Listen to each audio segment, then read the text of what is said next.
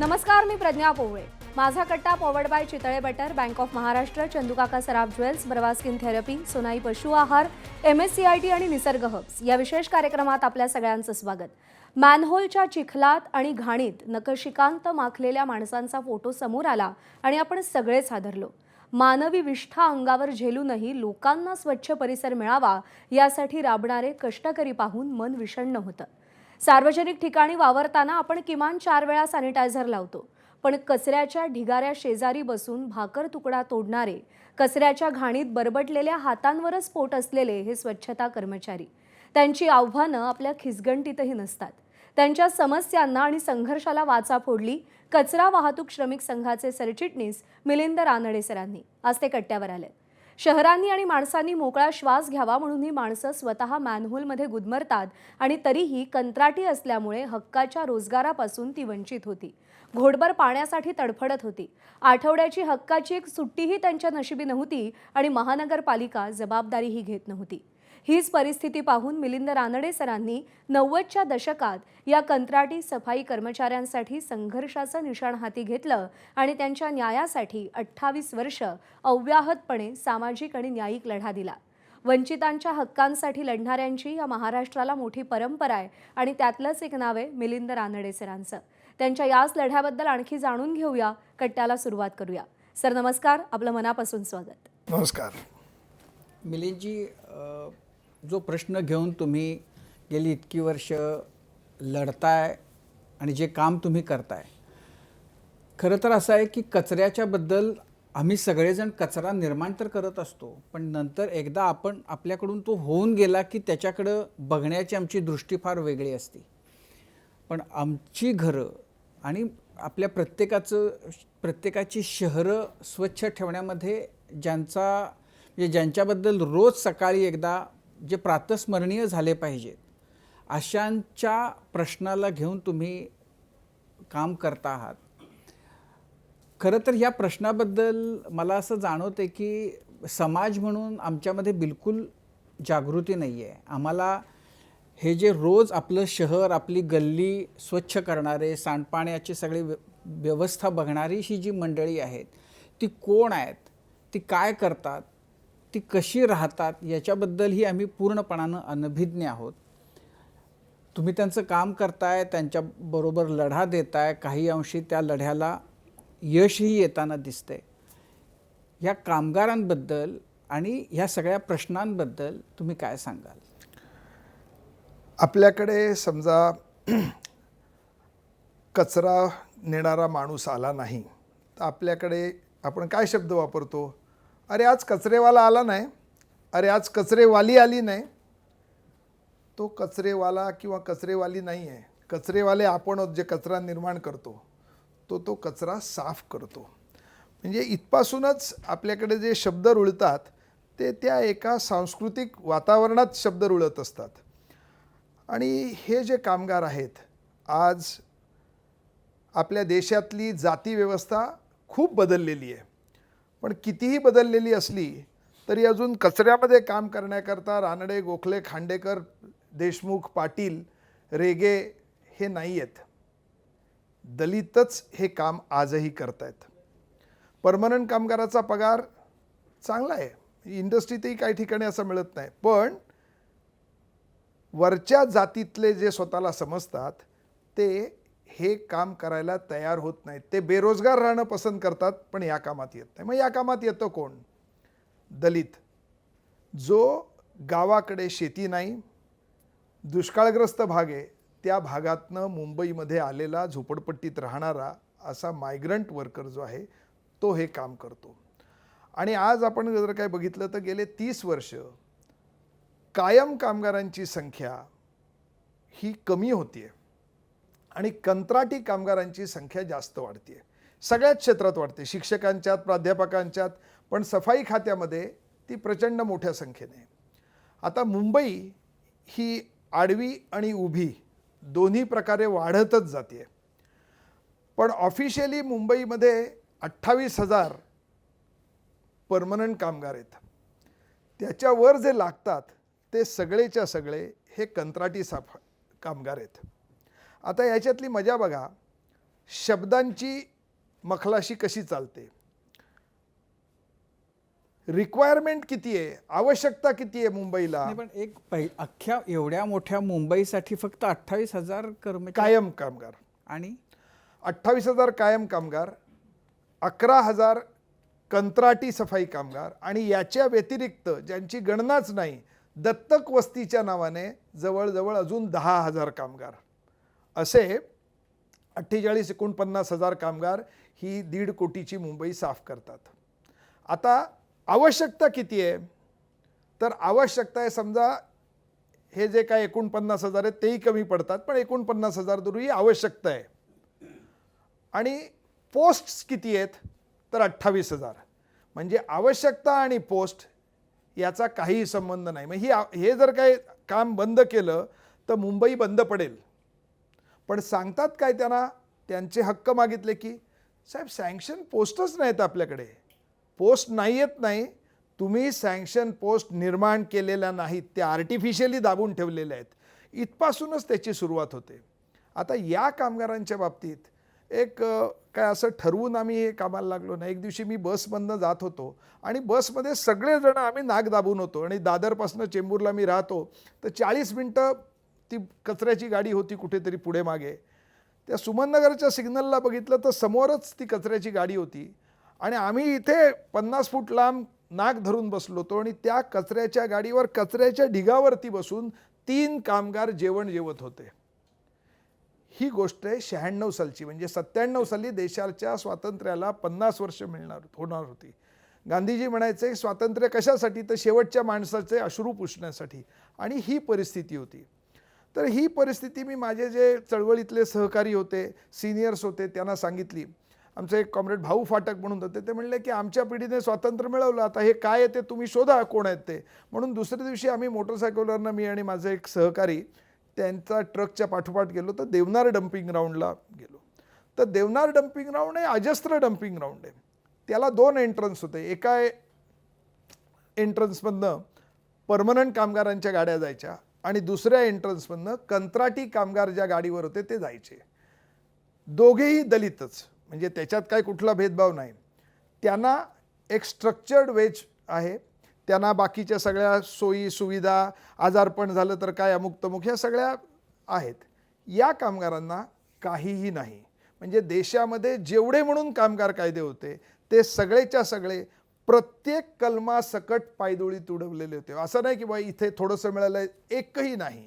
किती नाही, तर त्या कंत्राटी कामगार जिथनं आज जायचे तिथे त्या कामगारांना पिण्याचं पाणी नव्हतं, हातपाय धुवायला पाणी नव्हतं. त्यावेळेला परमनंट कामगार किती होते? 28,000 हा फिक्सच आकडा. तेव्हाही तेवढेच होते. म्हणून मी म्हटलं ना, मुंबई अशी आणि उभी वाढलेली आहे, पण कामगार 28,000, कारण सँक्शन पोस्ट 28,000 आहेत. तर या कामगारांच्यासाठी काही नव्हतं. तिथे एक माणूस म्युन्सिपाल्टीच्याच पाईपाला काहीतरी हे करून त्यांना पाणी विकायचा. ते 5 लिटरचं जे गॅलन हे असतं ना, एक कॅन असतो ऑइलचा, तो धुवून वापरत, आणि ते हात असेच धुवायचे आणि त्या असं पाणी प्यायचे. आणि त्या गाडीवर का गाडीवर, तर यांना कोणी हॉटेलमध्ये घेत नसे, नखशिकांत घाणीने भरलेले होते, यांना बसमध्ये कोणी घेत नसे, रिक्षाने जाण्याचे पैसेच नव्हते. त्यामुळे त्यांचं सगळं जीवन आहे त्याच्यावरती होतं. आणि त्यांचं पेमेंट जे आहे ते ट्रिपवरती व्हायचं. 30 रुपयाला एक ट्रिप.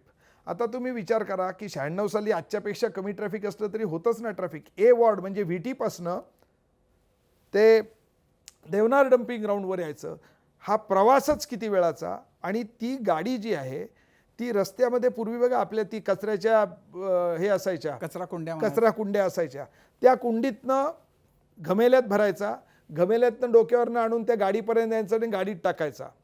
म्हणजे पायाला घमेलं लावल्यानंतर पहिल्यांदा ते पायावरती कचरा पडायचा, उचलताना सगळ्या अंगावर पडायचा, टाकताना बाकीचा पडायचा. देवनार डम्पिंग ग्राउंडला गेल्यानंतर तो रिकामा करायचा, म्हणजे एक काटा असतो, तो काटा त्या कचऱ्यात घालायचा, पाय त्या गाडीला लावायचा आणि ओढायचा. तो पहिल्यांदा पायावर पडतो आणि मग डम्पिंग ग्राउंडवर पोचतो. ही एक ट्रिप अशी एका ठिकाणी नाही, मुंबईमध्ये एका ठिकाणी एक गाडी नाही भरत, गल्ली बोळात भरत भरत भरत भरत ती एक ट्रिप होणार आणि इथे आल्यानंतर ती खाली करायची. या एक ट्रिपचे त्यांना 30 रुपये मिळायचे. ₹90 कमवण्याकरता त्यांना 3 ट्रिप करायच्या लागाय, म्हणजे साधारणतः 12 ते 14 तास त्यांना काम करायला लागायचं.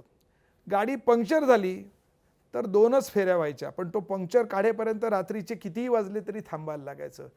हे कामगार ऑल 365 डेज काम करायचे. त्यांचा किती तास काम करतात त्याचा काही संबंध नव्हता, कॅशवरती. 8-8 वर्ष काम करून ते म्युनिसिपल कॉर्पोरेशन करता काम करतायत याचा कोणताही पुरावा नाही. किती कामगार आहेत त्यांची यादी नाही, सिनियरिटी लिस्ट काय कशाचाही पत्ता नाही, किमान वेतन हे कामगारांनी ऐकलेलंच नाही. अशी परिस्थिती बघितल्यानंतर आम्ही तेव्हा लाल निशाण पक्षाचे आम्ही सगळे कार्यकर्ते होतो, तर आम्ही असं ठरवलं की ह्याच्यात आपण लक्ष घालूया आणि म्हणजे निदान पाणी त्यांना मिळालं पाहिजे एवढ्या माफक याने आम्ही त्यांच्याबरोबर. पण त्यांची माहिती तर पाहिजे कोण आहेत काय आहेत. 100% निरक्षर, कोणालाही लिहिता वाचता यायचं नाही. मोडकं तोडकं काहीतरी सुरेश अशी एक सही करता यायची फार तर म्हणजे ते जास्त डेंजरस. कशावर सही केली ते वरचं न वाचताच केलेली. तर अशा कामगारांना आम्ही संघटित करायला लागलो. तुझं नाव काय, तू कुठे राहतोस, किती दिवस काम करतोयस, केव्हापासून काम करतोयस, अशी माहिती घ्यायला लागलो. माहिती घेताना असं लक्षात आलं की त्यांच्या दृष्टीने आम्ही फालतू काम करत होतो, कारण आम्ही त्यांचा वेळ खात होतो. त्यांना आमच्याशी बोलायला वेळ नव्हता, कारण त्यांना ट्रिप करायची होती. मग ते बोलायलाच तयार नव्हते. मग आम्ही असं ठरवलं की त्यांच्याबरोबर आपण त्यांच्या कचरा गाडीतनं जाऊया आणि पुढचे जवळजवळ 9-10 महिने अख्ख्या मुंबईमध्ये कचरा गाडीत त्यांच्याबरोबर जाऊन नाव काय सुरेश कांबळे असं आम्ही लिहून घ्यायचो. किती वर्ष काम करतो अमुक वर्ष, कुठच्या वॉर्डात, डी वॉर्डात, राहायला कुठे, भीमवाडीमध्ये, असं आम्ही लिहून घेतोय. हे लिहून घ्यायला 10 महिने लागले, 9-10 महिने लागले. आणि मग आम्ही ते सगळं त्यांना सांगितलं, बोलायचो त्यांच्याशी की तुम्ही 8 तास काम केलं पाहिजे. ते आम्हाला म्हणजे खुळे की काय, 8 तास काम केलं तर 2 फेऱ्याचे ₹60 मिळतील. म्हटलं आठवड्याला सुट्टी मिळाली पाहिजे. म्हणजे ते आम्हाला खुळा समजत होते आणि आम्ही सुद्धा एखाद्या भिंतीशी दगडाशी बोलतोय असं समजून त्यांच्याशी बोलतो. ते आम्ही त्यांना सांगितलं की तुम्हाला परमनंट मिळाले पाहिजे. ते म्हणजे काय काय येड लागलं का तुम्हाला, असं आम्ही 10 महिने बोलत होतो. आणि पहिली मागणी काय केली तर पालिकेच्या समोर या 10 महिन्यात त्यांना संघटित करून अजून एक सांगितलं पाहिजे. वेस्टर्न लाईनला म्हणजे बांद्र्यापासून दहिसरपर्यंत सगळे कामगार तमिळ होते. त्यांना हिंदी एक अक्षर येत नव्हतं, मराठी एक अक्षर येत नव्हतं. मग आम्हीच तमिळ शिकलो. अण्णा पेरे अन्न म्हणजे नाव काय तो सांगायचा, सुब्बू. आम्ही लिहून घ्यायचो सुब्बू. तोच कामगार 4 दिवसानंतर दुसऱ्या गाड्या, अण्णा पेरे अन्न सुब्रमणी. आम्ही लिहून घ्यायचो सुब्रमणी. नंतर आम्हाला जास्त तमिळ यायला लागलं, अण्णा पुरा पेरे चोल्ला आप्पा पेरे अन्न म्हणजे वडिलांचं नाव काय पूर्ण नाव सांग. तो सांगायचा आर सुब्रमणी. 4 दिवसानंतर तोच भेटला की सांगायचा सुब्रमण्यम रामस्वामी. तो आर पहिल्यांदा येतो, पूर्ण नाव सांगितल्यानंतर आम्ही अशी सगळी नावं लिहून काढली आणि त्यांच्याकरता म्हटलं पाणी पाहिजे. म्हटलं आपण कमिशनरला जाऊन सांगूया, कारण सगळ्या पुढाऱ्यांनी सुंदर मुंबई, स्वच्छ मुंबई, हरित मुंबई या घोषणा केलेल्या होत्या आणि यांचं जीवन हे असं होतं.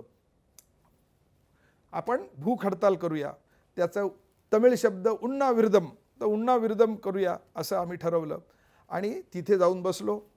तिथे जाऊन बसल्यानंतर म्युनिसिपल कॉर्पोरेशन झालं, आमचा यांचा काय संबंध, हे आमचे कामगार नाहीत, कॉन्ट्रॅक्टरने बघावं. एक कॉन्ट्रॅक्टर तिथे आला होता, ते त्याला कोणीतरी घेऊन आलं. तो म्हटलं ते डम्पिंग ग्राउंड आमची थोडी प्रॉपर्टी आहे, ती BMCची आहे, तिथे आम्ही कसं पाणी देणार. नंतर महाराष्ट्र टाइम्समध्ये बातमी आली की मुंबईला सुंदर आणि स्वच्छ करणारे माणसं पाण्यासाठी बसली आहेत. मग तेव्हा गिरीश गोखले होते, त्यांनी बोलवून घेतलं आणि सांगितलं, कमिशनर गिरीश गोखले आणि एक ॲडिशनल कमिशनर महिला होत्या, त्यांचंही नाव गोखलेच होतं, मी पहिलं नाव विसरलो. आणि सांगितलं की हे बघा, तुमचा आमचा काही संबंध नाही, तुमचा अधिकार नाही, हक्क नाही, पण मानवतेच्या दृष्टिकोनातनं आम्ही तुम्हाला पाण्याची व्यवस्था करतो. म्हटलं किती दिवसात येणार. त्यांनी त्या गोखले मॅडमना सांगितलं आणि त्यांनी सांगितलं 48 तासाच्या आत आम्ही पाण्याची व्यवस्था करतो. आणि त्यांनी खरोखरच 48 तासाच्या आत तिथे पाण्याची टाकी बांधली देवनार डम्पिंग ग्राउंडला. ते जे पाणी आलं ते आपल्या केमिस्ट्रीप्रमाणे H2O, पण ते H2O नव्हतं, तर H2OC होतं. हा C म्हणजे कॉन्फिडन्स, एक आत्मविश्वास आला. कारण आम्ही 10 महिने का लागले आम्हाला, तर आम्ही हे असे जायचो त्यांच्याबरोबर. त्यांच्या डोक्यात हे फिक्स होतं की आमचा प्रश्न सुटायचा असेल तर कोणीतरी मोठा लीडर आला पाहिजे.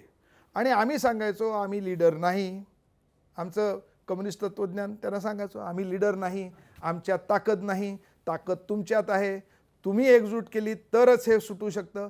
ते आम्हाला वेडाच समजत होतं. फक्त सिन्सिअर वेडे आहेत की रोज येतात आमच्याकडे. आणि आम्ही त्यांना ते जेव्हा बसवलं तेव्हा सांगितलं, बघा आमच्या ताकदीतनं नाही झालं, तुमच्या ताकदीतनं झालं. अशा पद्धतीने हा प्रश्न पाण्याचा सुटला आणि त्या लोकांना एक कॉन्फिडन्स आला की हो, आमचा प्रश्न आम्ही सोडवू शकतो. पहिल्या 1.25 वर्षात एक माणूसही, आमची 30 रुपये वर्षाची वर्गणी होती, एक माणूसही आमचा वर्गणीदार झालेला नव्हता. हां हां हां हो येतो.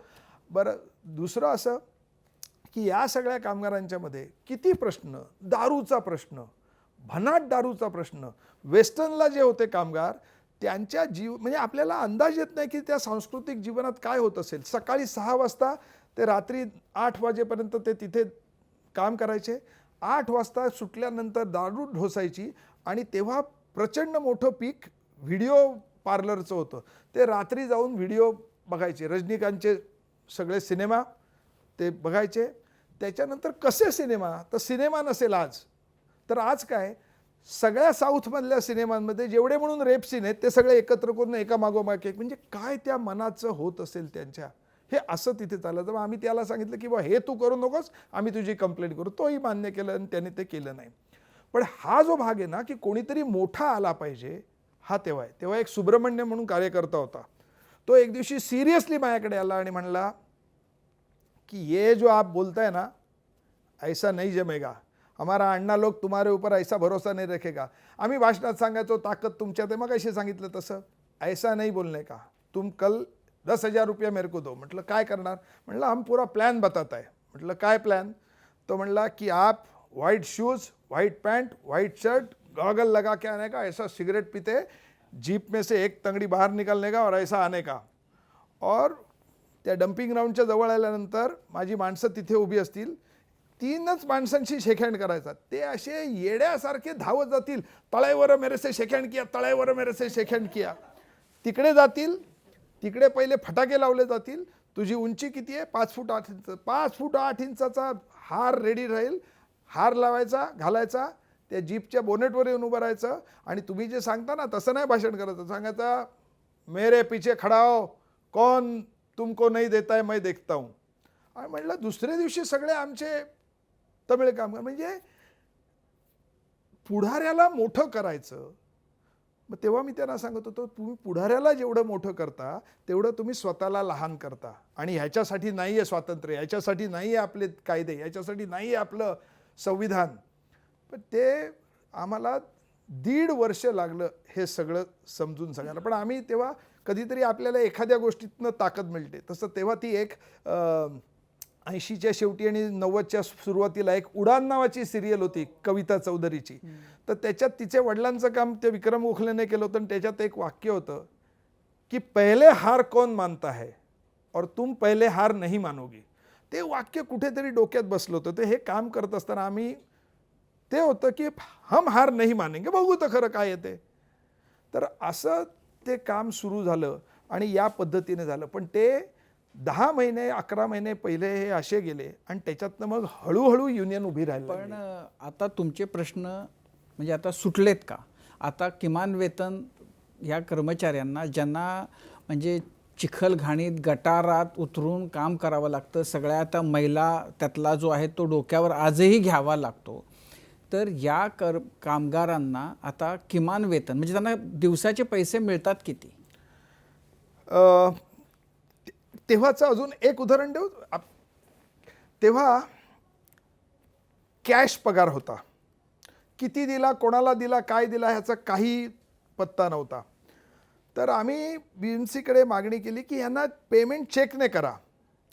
तर कॉन्ट्रॅक्टर लोकांना त्यांनी सांगितलं की चेकने करा पेमेंट. तर कॉन्ट्रॅक्टर लोक बेरर चेक घेऊन जायचे, मागे सही घ्यायचे, स्वतःच बँकेत वठवायचे आणि निम्मा द्यायचे. कमिशनर साहेबांना तेव्हा मी सांगितलं की हे बघा हे असं फ्रॉड करतात.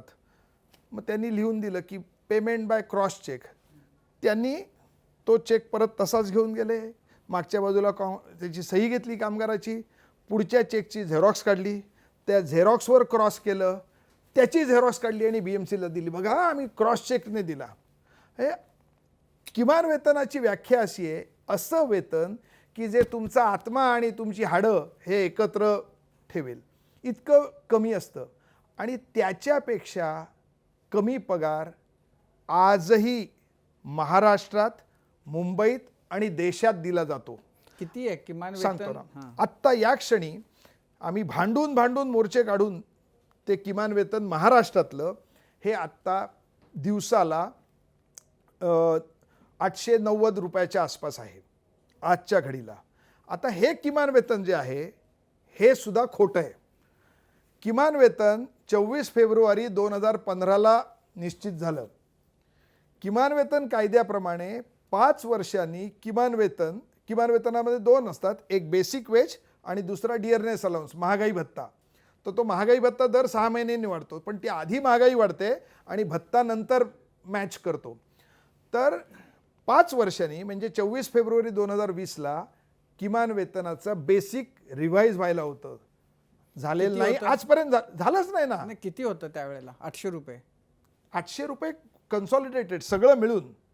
ते पण ते 2015ला झालं. हां, नाही 15ला 800 नव्हतं झालं, 15ला झालं. त्याचा महागाई भत्ता वाढत वाढत वाढत ते आज 890ला आलंय.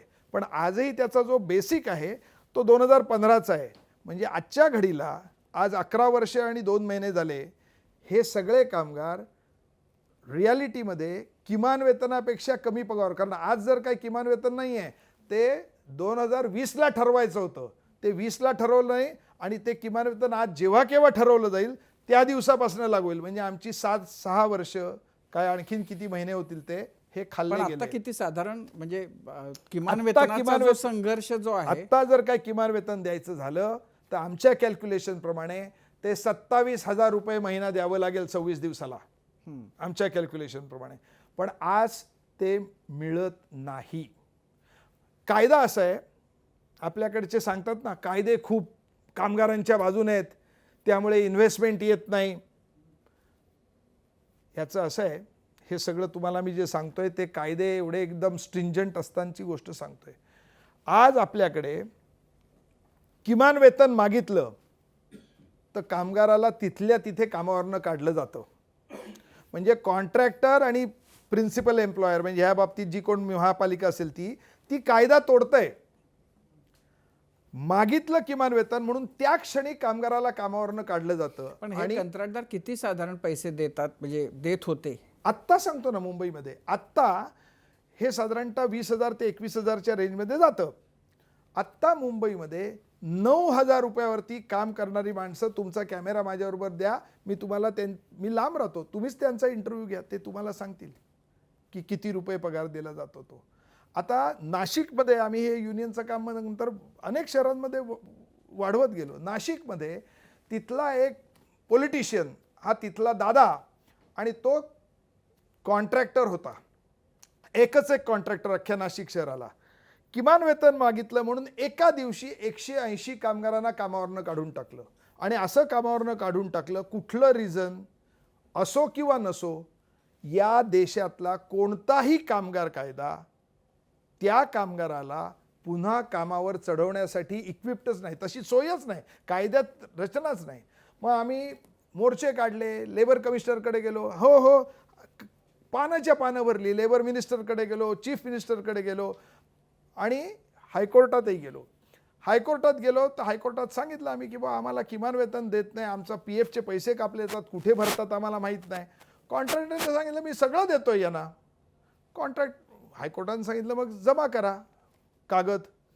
आता जमा करा 2 वर्षाचे म्हटल्यानंतर पंचायत आली, 180 कामगार बाहेर आहेत. मग त्याने 3-4 माणसं लावली, तू 6 महिन्याचा, तू पुढच्या 8 महिन्याचा, तू. काय झालं, जानेवारी, फेब्रुवारी, मार्च, एप्रिल, मे, जून, जुलै तुम्ही करायचं, ऑगस्ट तुम्ही करायचं, त्याच्या पुढचं तुम्ही करायचं, हे नेमून दिले. आता एक कामगार त्याची पहिले 6 महिने किमान वेतन फुल मिळालं, इंग्लिशमधनं सही, दुसरं यांनी बनवलं, मराठीतनं सही, त्याच्या पुढे यांनी बनवलं अंगठा. म्हणजे अधोगती अशी इंग्लिशमध्ये सही करणारा मराठी सहीवर आला आणि नंतर अंगठ्यावर आला.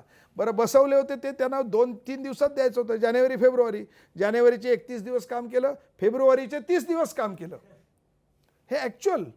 मग आम्ही हे दाखवल्यानंतर मग बोंबाबोंब. तेव्हा हे आणि असे कामगार आम्ही हायकोर्टात लढलो, सुप्रीम कोर्टापर्यंत गेलं, 24 महिने लागले. 24 महिन्यानंतर आम्ही जिंकलो आणि त्या कामगारांना रिइन्स्टेट करावं लागलं जिंकून. आणि तेव्हाच नेमका 2004चा सुनामी झालं होतं.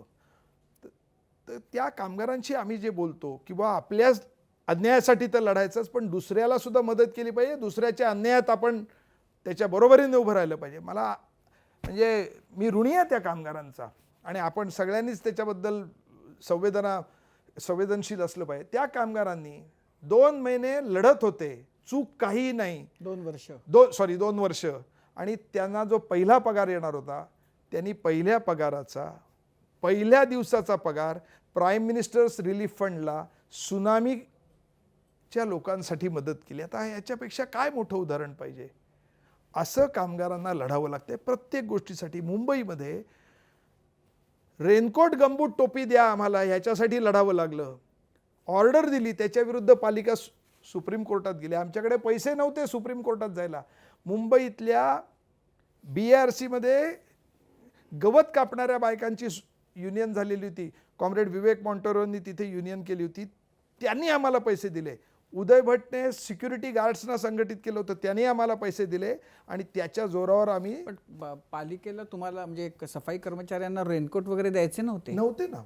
का? ते कंत्राटी आहेत म्हणून? हां, आता ह्याच्यावरनं सांगू का, आमची युनियन जरा ही झाल्यानंतर आम्ही त्यांना सांगितलं 1 वर्ष की बूटा सिंग तेव्हा SC/ST कमिशनचे हे होते, त्यांची मुंबईतल्या महानगरपालिकेत व्हिजिट होती. तर आम्ही तिथे घुसलो आणि त्यांना सांगितलं की आम्ही कंत्राटी सफाई कामगारांच्या वतीने आलो आहे, आम्हाला रेनकोट गंबूट टोपी मिळत नाही. तुम्ही महिलांची रस्त्यात पाणी साचतं, भरधाव गाडी जाते, ते फर्रकन सगळं अंगावरती उडतं, त्या महिलांना साडी नेसून किंवा काही दुसरं ते अनकम्फर्टेबल आहे, चुकीचं आहे, त्यांच्या प्रतिष्ठेला ते काळीमा फासणार आहे. त्यांना तसं काम करावं लागतं. तर त्यांना हे द्या. ते म्हणले हो दिले पाहिजेत. तर तेव्हाचे जास्त त्यांच्या भाषेत ॲग्रेसिव्ह असे होते. एक अतिरिक्त आयुक्त, अतिरिक्त म्हणजे अतिरिकामे असा शब्द आहे का तो, मला म्हणजे हां ठीक आहे, ते होते. त्यांनी सांगितलं आम्ही देतो. म्हटलं नाही देत. म्हणलं आम्ही देतो कोणाला? परमनंट कामगारांना देतो, कंत्राटीला देत नाही. मग आम्ही काय केलं, अख्ख्या मुंबईभर पोस्टर लावली, जूते दे दो या हमसे जूते ले लो. कामगारांना सांगितलं कचऱ्यातनं जूते चपला जमा करा आणि काही हजार सँडल स्लीपर जोड विजोड कसे जमा केले, त्याच्या माळाच्या माळा जमा केल्या आणि त्याचे फोटो लावले. त्या IAS अधिकाऱ्याचं नाव लिहिलं ABC. मी मुद्दाम नाव घेत नाही, आता ते नाही येत तर मला काय, नाव हा महत्त्वाचा मुद्दा नाही आहे. IAS जूते दे दो या हमसे जूते ले लो आणि अख्ख्या मुंबईभर लावली. आणि त्यांनी ती पोस्टर फाडायसाठी एक टीम लावली. ती टीम पोस्टर फाडतांचं पण आम्ही व्हिडिओ शूटिंग तेव्हा केलं होतं. म्हणजे आता मागे लागायचं तर मग ती गोचिडी जशी पकडल्यावर सोडत नाही तसे आम्ही आहोत, गोचिडी छाप आहोत. ते एकदा धरलं की सोडत नाही. असा संपूर्ण मुंबईभर जूते दे दो आणि ते जूते घेऊन आम्ही मोर्चा काढला. पोलीस पहिले आले आडवे. ते म्हणले हे देता येणार नाही, जाता येणार नाही. म्हणजे आमचं जे दादरला ऑफिस आहे तिथे दाऊद इब्राहिम पकडला जावा असे 8 पोलिसांच्या गाड्या तिथेच त्या सगळ्यांना थांबवलं. म्हटलं आम्ही जाणार नाही तर तुम्ही द्या. मग ते म्हणले आम्ही तुम्हाला आमच्या गाड्यातनं तिथे नेऊन सोडतो. आझाद मैदानात सोडल्यावर तिथे पोलीस तयारच होते. त्याचं असेल आमच्याकडे कुठेतरी ते रस्सी खेचसारखं ते खेचतायत, हे इकडनं खेचतायत. म्हणजे असं प्रत्येक गोष्टीसाठी भांडावं लागलं. पगार, हां किमान वेतन, ते सुद्धा 2-2 महिने 3-3 महिने दिलं जात नाही. का? कारण त्या स्टँडिंग कमिटीमध्ये ते एक ठराविक, ह्यांच्यासाठी कोण वेळेवर करतो? यांना माणूसपणच नाकारलं गेलेलं आहे, लेसर ह्युमन्स असंच जर काय संबोधलेलं आहे. तर त्यांच्यासाठी कोण एवढं वेळच्या वेळेला करणार? ती जी बाकीची सगळी कंत्राट आहेत तिथे सगळ्यांची एकदम इच्छुकता असते. तर ह्यांचं साई झाली नाही त्या स्टँडिंग कमिटी किंवा ह्याच्यात. त्याच्यामुळे आता ती ग्रँट, म्हणजे पैसे आहेत पण ती ग्रँट सँक्शन झाली तर मिळणार. मग आम्ही पोलिसांना पत्र लिहिलं की कायद्याप्रमाणे भीक मागणं हा गुन्हा आहे, पण एक्स्ट्राऑर्डिनरी सिच्युएशनमध्ये तुम्ही आम्हाला कमिशनरांच्या नावाने भीक मागण्याची स्पेशल परमिशन द्या. कारण ते असं म्हणतात ग्रँट नाही म्हणून तुम्हाला पगार देता येत नाही, तेव्हा आम्ही कमिशनरच्या नावाने भीक मागतो आणि त्यांचे पैसे त्यांना आणून देऊ. आम्ही चादरी घेतल्या आणि दे दे बाबा कमिशनर के नाम पे, आणि ही चिल्लर जमा केली आणि तिथे द्यायला गेलो तर पोलिसांनी अडवलं, हे नाही जाता येणार. ताब्यात घेतलं. म्हटलं घ्या, तुम्ही पण सरकारचाच अंग आहे, घेऊन टाका. दुसऱ्या दिवशी आमचे 2 कार्यकर्ते गेले, साहेब ते काल आमचे पैसे घेतले त्याची रिसीट द्या. ते म्हणले हे घ्या तुमचे पैसे आणि जा परत. म्हणजे आता हे असं सिम्बॉलिकच आहे मला मान्य, पण त्याच्याशिवाय डोळेच उघडत नाही, त्याच्याशिवाय संवेदना पोचतच नाही. आम्हाला असं प्रत्येक वेळेला करावं लागलं आहे. मागे ते जेव्हा 2004 साली आलं ना इंडिया शायनिंग, तेव्हा यांना ते 2004च्याच गोष्टी आहेत. तर आम्ही ते जत्रेत ते ₹1.5 ₹2 गॉगल मिळतात ना, ते 400-500 गॉगल विकत आणले आणि सगळ्या कामगारांना आझाद मैदानात जमवलं आणि वाटप केलं. तर म्हणले का करताय? म्हणले इंडिया शायनिंग एवढं शायनिंग आहे की यांचे डोळेचे विकार व्हायला लागले म्हणून देतोय गॉगल. म्हणजे असं प्रत्येक वेळेला. आता 2007मध्ये पालिकेची इलेक्शन होती. इलेक्शनला जे उभे राहतात तेच आमचं सगळं भवितव्य ठरवणार ना. कोणाचंही त्याच्याकडे लक्ष नाही, काही नाही. मग आम्ही काय केलं, कामगारांच्या मिटिंगा घेतल्या, म्हटलं आपण ह्याच्यात काहीतरी इंटरव्हेन्शन केलं पाहिजे. मग आम्ही सगळ्या पॉलिटिकल पार्टीजना मुंबईच्या पत्र लिहिलं की तुम्ही हक्काने आमच्या घरी येता, मत मागायला नमस्कार करत येता, पत्रकं देता, पण तेव्हा आम्ही कामावर असतो त्यामुळे तुमचं मार्गदर्शन आम्हाला मिळत नाही. तेव्हा आम्ही तुमच्या ऑफिसला येतोय 11 तारखेला दुपारी 4 वाजता हे समजून घ्यायला की आम्ही कोण, तर हे असे मुंबईतले कंत्राटी कामगार तुमच्याकडे येतोय हे समजून घ्यायला की तुमच्या पक्षाला आम्ही का मत द्यावं. आणि 1000-1500 लोक प्रत्येक पक्षाच्या ऑफिसवरती आम्ही घेऊन गेलो. त्यांची पंचायत की ह्यांना वेलकम कसं करावं. हे चड्डी बनियान आणि असे घामाने माखलेले सगळे असे लोक आले तर त्यांना वेलकम कसं करावं आणि हाकलून कसं द्यावं. हाकलून दिलं तर ते राजा भिकारी डुमडुमडुमाक टोपी चोरली, ते डुमडुमडुमाक घाबरला. आम्ही जाऊ, आम्ही मतदार म्हणून गेलो होतो, यांनी आम्हाला हाकलून लावलं. बोंबलत फिरू आम्ही, नंगे से खुदा भी डरता है. मग ते त्यांना समजे ना काय कसं हँडल करायचं. मग प्रत्येक जण नाही तुमच्यासाठी किमान वेतन मिळालं पाहिजे, तुम्हाला बँकेतनं पगार. म्हटलं मिनिट्स करा. असं आम्हाला प्रत्येक वेळेला. आता 15 ऑगस्ट सगळा देश स्वातंत्र्य साजरा करतो दिन. आम्हाला सुटीच नाही, कामगारांना एकही सुटी नाही, वर्षाला एकही सुटी नाही. तर म्हटलं आता काय करायचं ह्याच्यात काहीतरी. तर आम्ही असं ठरवलं की आम्ही अशा जिथे महाराष्ट्राचा मुख्यमंत्री झेंडा फडकवणार आम्हाला त्याच झेंड्याला जाऊन सलाम करायचा आहे. त्याच का, अरे मुख्यमंत्री फडकवणार तिथे आम्ही जाणार आहे. आणि पोलिसांना दिलं पत्र की आम्ही तिथे येणार आहोत. आम्ही ती अशी अडचण थांबवावं तर झेंड्याला सलाम करण्यापासून थांबवलं. सोडून द्यावं तर हे तिथे गेल्यानंतर आम्ही सांगितलं. आणि कामगारांनी ठरवलं होतं जय हिंद ह्या खेरीज दुसरी घोषणा नाही द्यायची. आमचा पगार नाही झाला, नथिंग, काहीही नाही, फक्त जय हिंद 3दा म्हणायचं आणि परत यायचं. ते पोलीस इथे थांबवतात तिथे थांबवतात, इकडनं कामगार गेले तिकडनं गेले आणि त्या मंत्रालयाच्या बाहेर तिथे जमले. आणि आतमधलं झाल्यानंतर बाहेरनं जय हिंद, 1000 माणसं जय हिंद, 1000 माणसं जय हिंद. 3दा आतल्या लोकांना तेच काय कोण येथे. मग पुढच्या वर्षी 2019मध्ये आम्ही पुन्हा पत्र लिहिलं आम्ही येणार. तेव्हा देवेंद्र फडणवीस महाराष्ट्राचे मुख्यमंत्री होते. त्यांनी ते तिथे 15 ऑगस्टला मंत्रालयाच्या समोर बनवतात ना, तिथे IAS अधिकारी, IPS अधिकारी, माजी त्याच्यानंतर माजी अधिकारी, निवृत्त अधिकारी, मंत्रालयातले अधिकारी असं सगळं असतं. त्याच्या बाजूला एक रीतसर तिथे बोर्ड लावून सफाई कामगार. आणि मला त्यांनी अगोदर ॲडव्हान्समध्ये पत्र दिलं की तुम्ही आणि तुमच्याबरोबर 4 कामगार या. म्हटलं ठीक आहे येतो, चांगली गोष्ट आहे. म्हणजे असं प्रत्येक ठिकाणी जाऊन पाय रोवावा लागतो. ठाण्यामध्ये किमान वेतन नाही, 2-2 महिने पगार नाही, तर करायचं काय. तर आम्ही ठाण्याच्या कमिशनरना पत्र लिहिलं की तुम्ही आम्हाला पगार म्हणत नाही, मानधन म्हणता आणि तेही वेळेवर देत नाही. त्यामुळे आमचा मान समाजामधनं खाली जायला लागला. आम्हाला कोण आता उधार पण देत नाही. तेव्हा आता पर्यायच नाही दुसरा. तेव्हा आम्ही तुमच्या घरी जेवायला येत आहोत आणि आम्ही भारतीय परंपरेप्रमाणे जेवायला जात असताना काहीतरी गिफ्ट घेऊन जायची असते, पण आम्हाला पगार नसल्यामुळे आम्ही देऊ शकत नाही.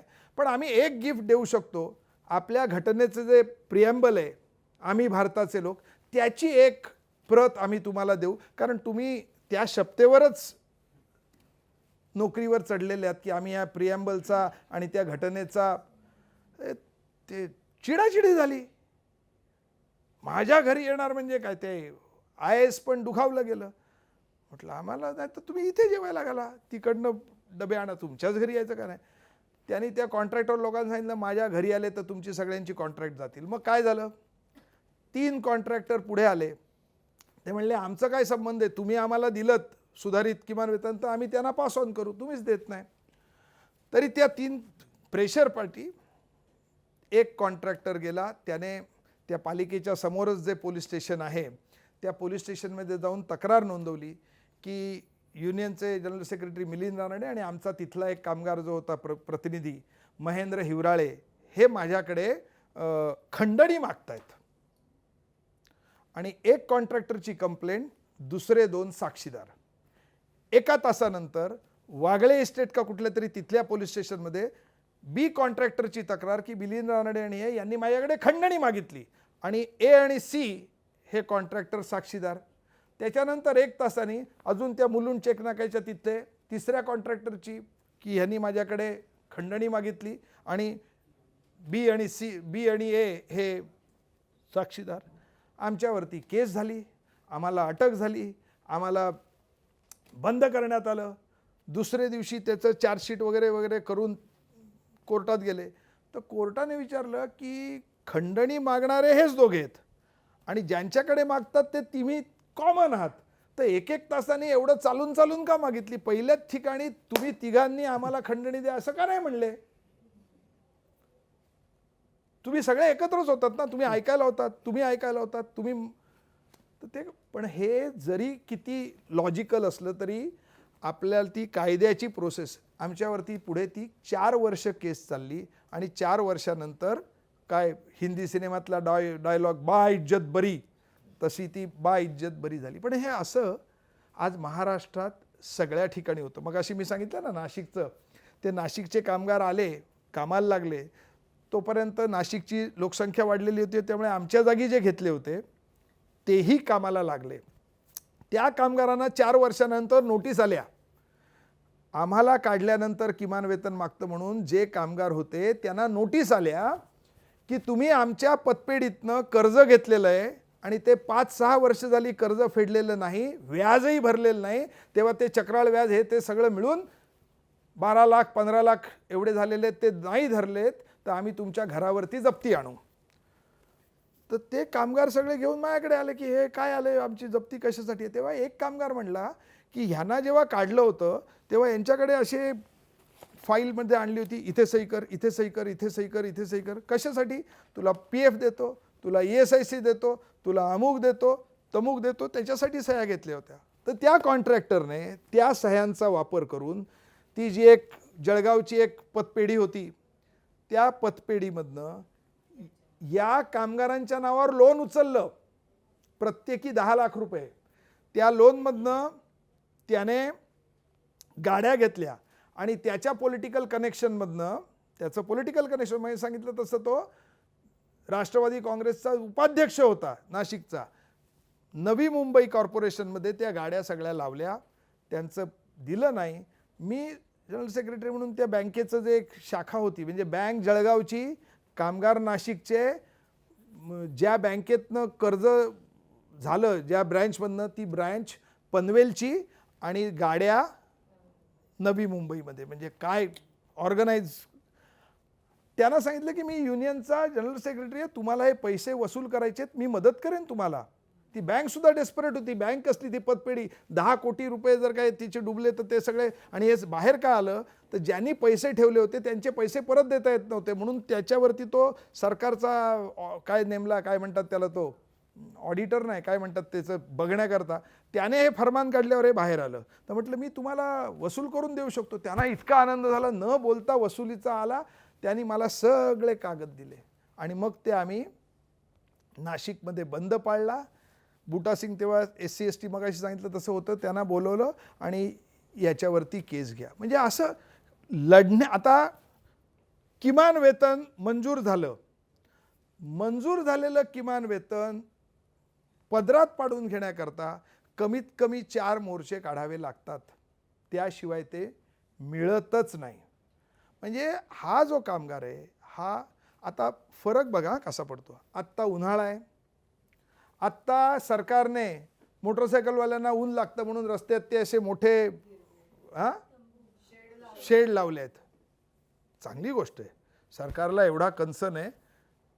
हे जे कामगार रस्त्यावरती झाडू मारतात ना, त्यांची ती ढकलायची गाडी असते, त्या गाडीवरती सुका कचऱ्याचा एक डबा, ओल्या कचऱ्याचा एक डबा आणि त्या गाडीच्या हँडलला 2 पिशव्या बांधलेल्या असतात, एक पाण्याची आणि एक डब्याची.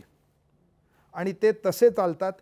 कुठेतरी रस्त्यात सावली दिसेल तिथे त्याच बाटलीत हात धुवायचे. ते एका बाटलीचं किती पुरणार, त्यातलंच पाणी प्यायचं आणि रस्त्याच्या काठाला जेवायला बसायचं. हे आहे. या कामगारांच्या करता बहुत ठिकठिकाणी पाण्याची सोय करावी असं काय कधी कोणाला वाटल्याचं आढळलं का? आज आपला समाज या सर्व पक्षीय भांडवली पक्षीय पुढाऱ्यांचं आत्ता हे आहे की आम्ही मेहरबानी करू आणि तुम्ही आमच्या मेहरबानीवर जिवंत राहा. इलेक्शनचे 15 दिवस सगळे असे फिरतात. इलेक्शनच्या नंतर 5 वर्ष जनतेला असं फिरलं पाहिजे. तुम्ही साधं बघा ना, रस्त्यावरती पेवर ब्लॉक्स लावलेत, बोर्ड असेल, नगरसेवक साहेबांच्या फंडातून पेवर ब्लॉक, पुढे टॉयलेट ब्लॉक आला, आमदार साहेबांच्या फंडातून. यांनी कुठली प्रॉपर्टी विकली? आणि हा म्हणजे जनतेचा फंड आहे, पण आमदार साहेबांच्या फंडातनं, खासदार साहेबांच्या फंडातनं, मंत्र्यांच्या फंडातनं, म्हणजे तुमच्यावरती उपकृत करतो आणि तुम्ही त्या भावनेने राहा. हे डेमोक्रेटिक नाही आहे, हे लोकशाहीला धरून नाही आहे. ही जी जुनी मेहरबानीची होती, तर ह्या मेहरबानीच्या याच्यात तुम्हाला अधिकार द्यायला हे तयार नाहीत. सर्व पक्षीय याच्यात काही फारसा फरक नाही. तुमचा अधिकार द्यायला तयार नाहीत, हक्क द्यायला तयार नाहीत आणि तुम्ही फक्त प्रजा आणि तुम्ही कर्तव्य करायची. आता जी नवीन कामगाराचे 4 कायदे आलेत ना, त्याच्यामध्ये एक वाक्य आहे, ती फिलॉसॉफी आहे. ते वाक्य असं आहे की श्रम करणे ही तुमची आद्य कर्तव्य आहे. कर्तव्याच्या घरात एकदा ते घातल्यानंतर अधिकाराच्या आणि हक्काच्या याच्यातनं तुम्ही बाजूला झालात. पण हे जे आपण आत्ता इतक्या वेळ बोलतोय ते मुख्यत्वे सफाई कर्मचाऱ्यांच्या बद्दल बोलतोय. तुमची संस्था जी आहे ती गटारी किंवा ह्याही याच्या त्यांच्यासाठी सुद्धा हेच आहे. मी तुम्हाला एक फिल्म दिली ती काय तुम्हाला, त्याच्यामध्ये आज 3 महिने हे काम चालतं मुंबईमध्ये, विशेषतः मार्च, एप्रिल आणि मे. कारण जूनमध्ये पाऊस येतो तेव्हा ही जी आपली सगळी अंडरग्राऊंड नाले गटारं जी आहेत ना, आणि मोठे नालेसुद्धा हे चोक झालेले असतात. कारण प्लॅस्टिकचं फेकायचं ही आपली रीत आहे. आपल्यावर जबाबदारी नाही आहे. म्युन्सिपल कॉर्पोरेशनने फक्त सफाई करत राहायची, आम्ही घाण करत राहायची. त्याच्यामध्ये जे उतरावं लागतं ना, ते असं खुरडत जाऊन फावड्याने कचरा घाणीत अंडरग्राऊंड गटारामध्ये जाऊन त्यांना ते आणावं लागतं, असं ठेवावं लागतं. तुमच्या फिल्ममध्ये मी त्याच्याच बाजूला जेवायला बसायचं. एकाही कामगाराला किमान वेतन मिळत नाही. आता किमान वेतन 900 आहे ना, तर तुम्ही जर काय गेलात, किती पगार मिळतो? 900. कसा? पुढचा प्रश्न विचारला पाहिजे. नवरा बायको जोडीला 900. म्हणजे किमान वेतन एका माणसाचं आहे, बाई असेल किंवा पुरुष असेल, पण त्यांना काय म्हणतात? जोडीने ठेवणार बरं, कारण तू हे खरडत जायचं, तिने घमेलं घ्यायचं आणि टाकायचं. ही रीत आहे. जेव्हा आणि मानसिकता कशी आहे, तर काही कॉन्ट्रॅक्टरने आमच्याशी सुरुवातीला जेव्हा मी सांगितलं तेव्हा ते म्हणले, VT में एक बार कचरा भर दिया कि हवा खाते खाते देवनार तक आने का है, तभी किधर काम है. फिर देवनार से एक बार गाडी खाली किया व्हीटी तक. म्हणजे त्यांचं म्हणणं तुमचं कामाचे अवर्स नाहीतच हे. म्हणजे सोसायटीमध्ये वॉचमन ठेवला असेल तर त्याने चोर पकडला नाही तर तुमने काम किया क्या, तू तो बैठा था कुर्सी में. पोलिसांनाही हे लागू होईल, कोणालाही लागू होईल. तर ही मानसिकता आहे आणि ही राज्यकर्त्या वर्गातनं खाली जाते आणि त्याच्याशी झगडा आहे. झगडा आहे तो व्यक्तींशी नाही आहे, व्यक्तींशी होतो तो झगडा आहे तो या समजाशी, या विचारसरणीशी आणि या पद्धतीशी झगडा आहे. पण असं आहे की या कंत्राटी कामगारांना किमान वेतन मिळावं, म्हणजे बाकी कायमस्वरूपी कामगारांना जेवढं मिळतं त्याच्यासाठी तुम्हाला बऱ्याचदा कोर्टात जावं लागलं, सुप्रीम कोर्टापर्यंत तुम्ही गेलात. किती यश आलं त्याला? आता 1996 साली कामगार लागले कामाला, कारण 97 साली स्वातंत्र्याला 50 वर्ष होणार होती. ते आम्ही त्यांना संघटित करून त्यांची पहिल्यांदा केस टाकली 99 साली.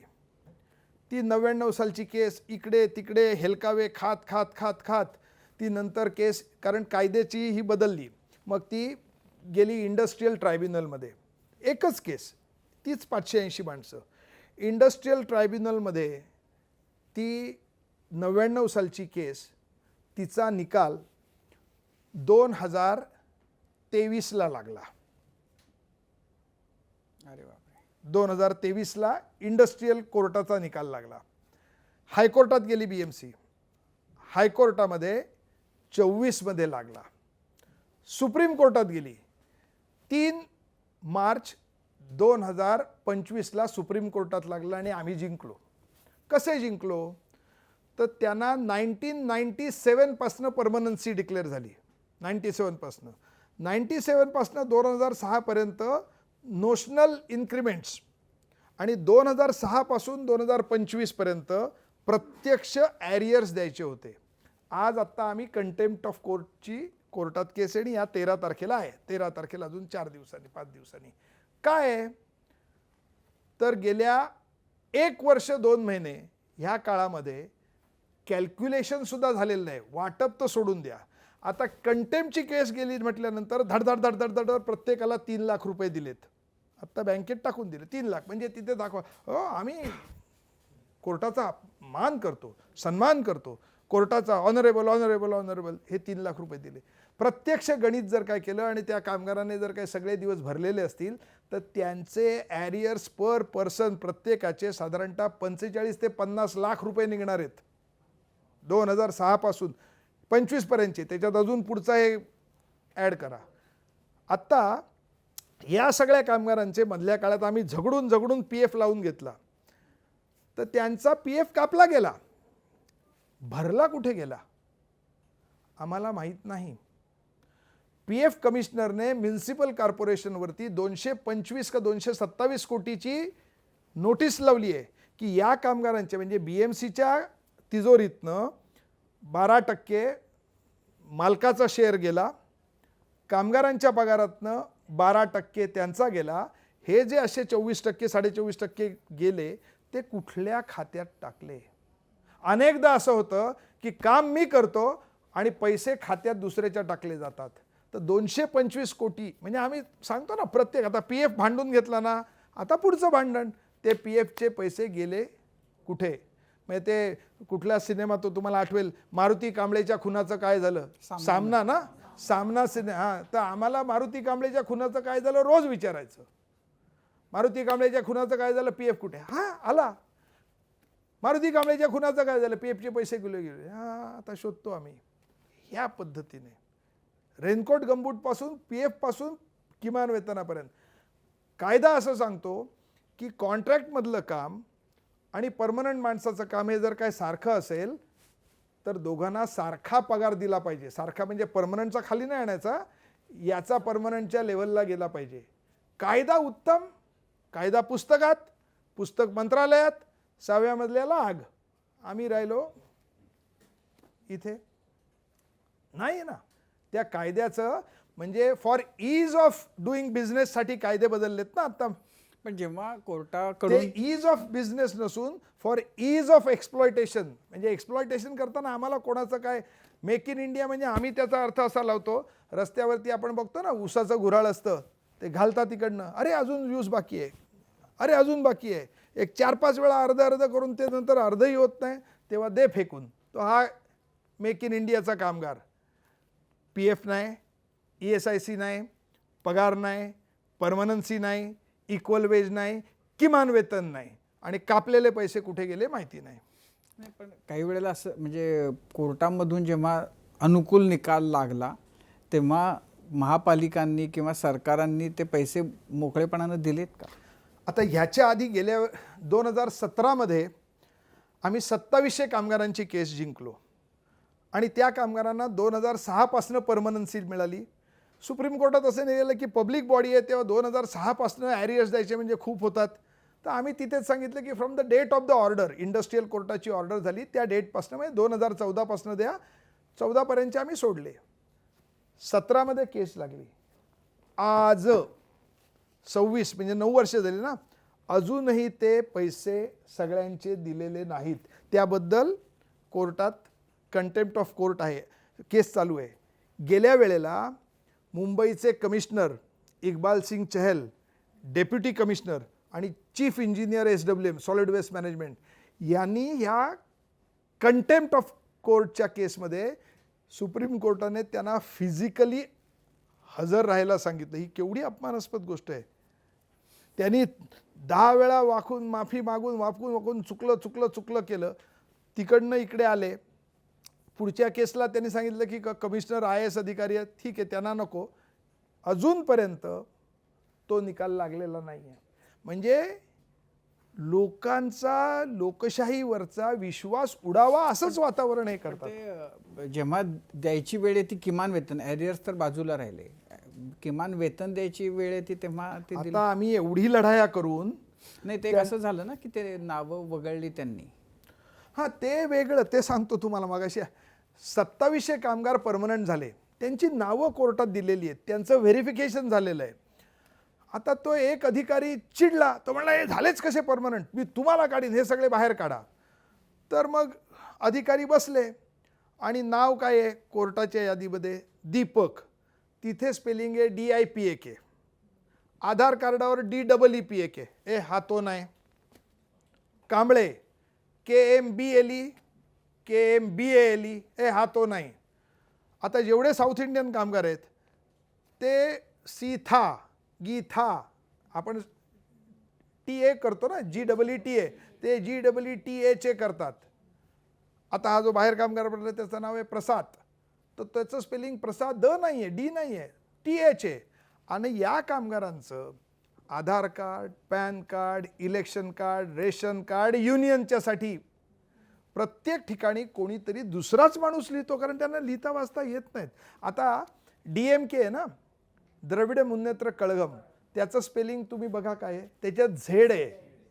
आता या झेडचा उच्चार कुठे, अशी त्यांची काही नावं पण आहेत की ज्याच्या इथला म्हणजे आता चौधरी हा समोर सरकारी अधिकारी जर काय पंजाबी असेल तर चौधरीचं स्पेलिंग वेगळं करतो, बंगाली असेल तर वेगळं करतो, मराठी असेल तर वेगळं करतो, हां अशी वेगळी करतात.